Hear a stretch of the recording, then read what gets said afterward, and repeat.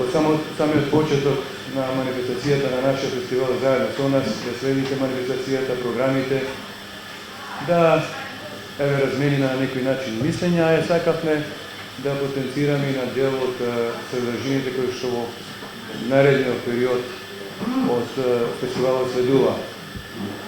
Првата четврт на Скопско лето со музика, со театар, со малку филм и изложби веќе е зад нас.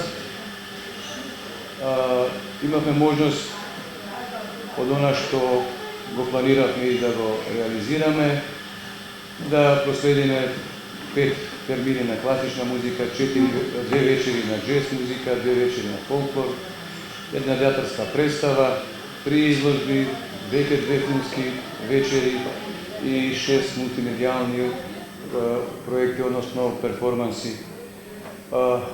Исто така, во изминативе 10 дена, Скопје и Скопско лето веќе беа домаќини на уметници во рамките на 8 програми и програмски термини кои што се случија во изминатиот период.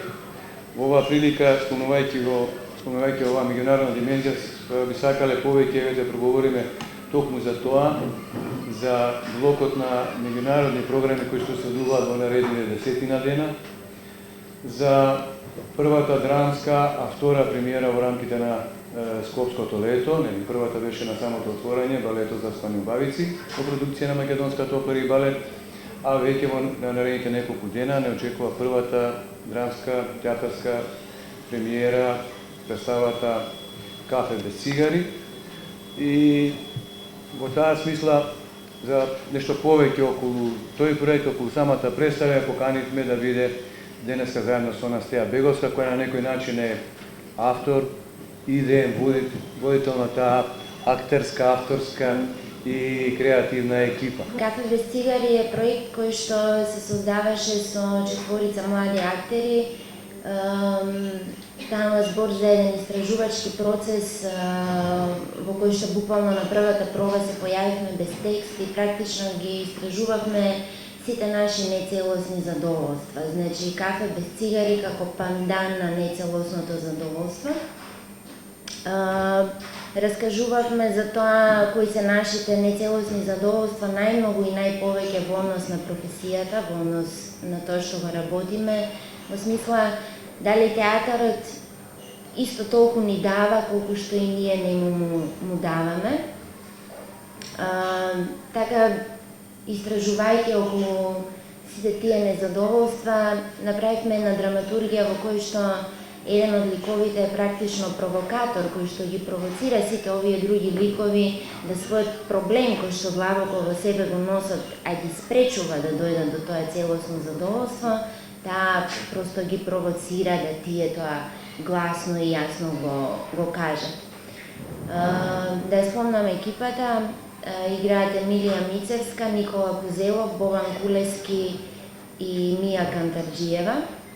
Тоа се прилично млади дипломирани актери. Автор на музиката е Енес Беговски, со кој што имам првата соработка. Дизајнот на плакатот е на Александра Самара Илич, а фотографиите ги направи Ерина Благоева. Премиерата е на 7 јули во клубот Балет во 22 часот. Репризите се на 8 и 9, исто во Балет од 20 часот. Ова е мој 5-ти алтернативен проект и бидејќи некако сакам и истражувам во такви алтернативни простори кои што не се класична театарска сцена, класично театарско гледалиште и од таа причина тие представи се играат за помал број на публика, бидејќи се премногу интимни, да речам, актерите комуницираат цело време со публиката и затоа и бројот на гледачи е ограничен на 30.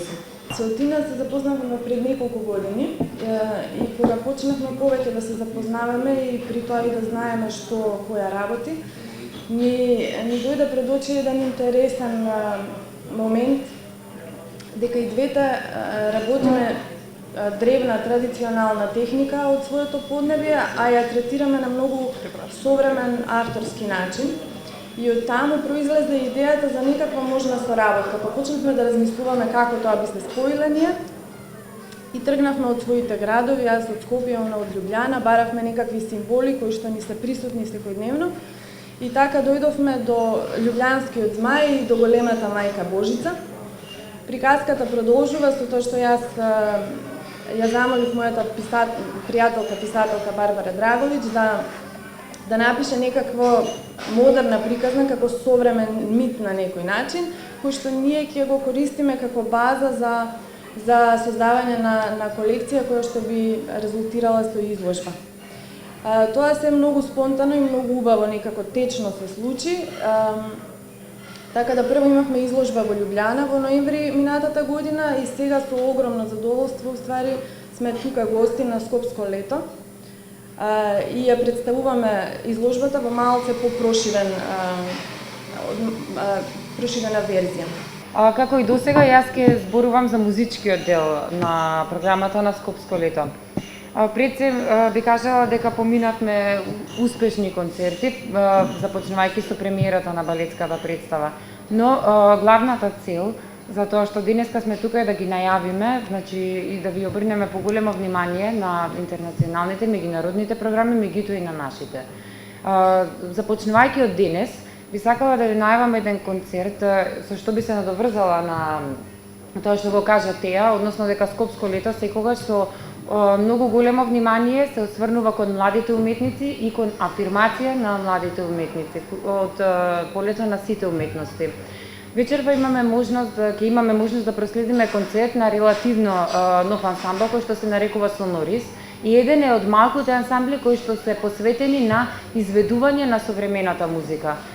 Членови на тој ансамбл, на наше огромно задоволство, се млади, исклучително талентирани членови кои што се албанци и македонци и како такви се трудат секогаш да ја пласираат и да ја промовираат албанската и македонската музика, се разбира современа класична музика, меѓутоа и светски автори.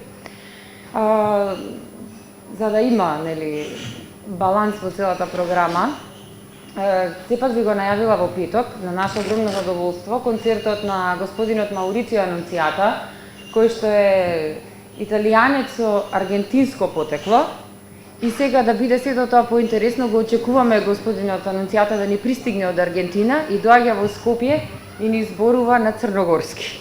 И јас вчера кажав една мала анегдота и велам љубовта прави чуда. И денес го прашувам дали ќе ни се обратите на англиски, он вели не, јас би сакал подобро да пробам да разговарам на српски, односно на црногорски. Јас како човек кој што работи во музиката, меѓутоа и како композитор автор, особено се радувам и би кажала дека македонската музика е извор, огромен извор на инспирација, што се повторува уште еднаш со фактот дека господинот Анунцијата, меѓу другото, на утрешниот концерт ќе ни премиерно ќе изведе својата композиција, односно соната, која што ја напишал за Македонија со инспирација од македонската музика.